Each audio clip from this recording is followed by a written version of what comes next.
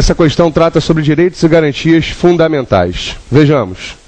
Acerca dos direitos e garantias fundamentais, assinale a alternativa correta. Letra A.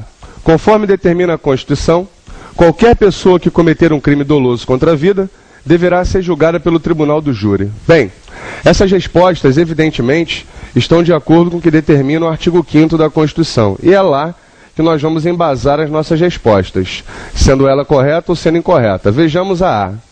Nesse caso aqui, se alguma pessoa comete um crime doloso contra a vida, o chamado homicídio, ela vai ter que ser julgada pelo tribunal do júri necessariamente?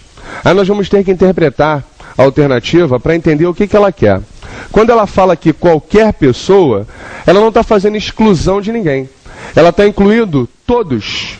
Então vejamos, se o presidente da República ele comete um crime doloso contra a vida, ele vai ser, na verdade, processado, julgado pelo tribunal do júri? Há toda evidência que não. Ele vai ser julgado pelo Supremo Tribunal Federal.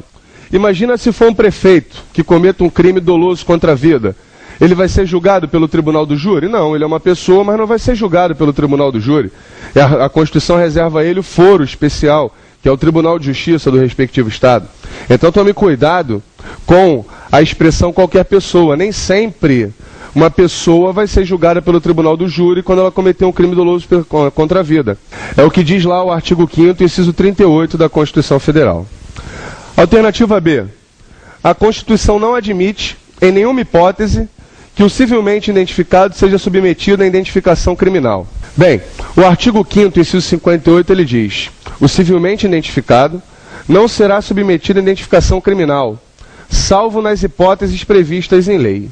Então veja bem, a regra geral é que quem está identificado civilmente não possa passar por um procedimento de identificação criminal. Mas há exceção? Há exceção. A própria Constituição prevê essa exceção, nos casos previstos em lei. Existe uma lei, a Lei 10.054 de 2000, que regula essa matéria de identificação criminal dentro da reserva legal.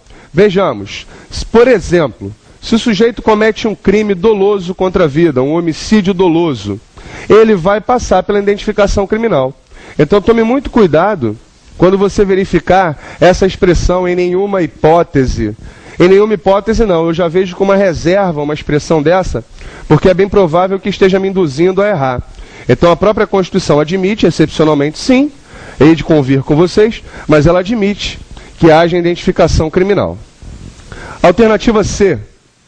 Os crimes de racismo e de tortura são, de acordo com a Constituição, inafiançáveis e imprescritíveis. Bem, essa matéria está regulada entre o inciso 42 e o inciso 44 da Constituição Federal.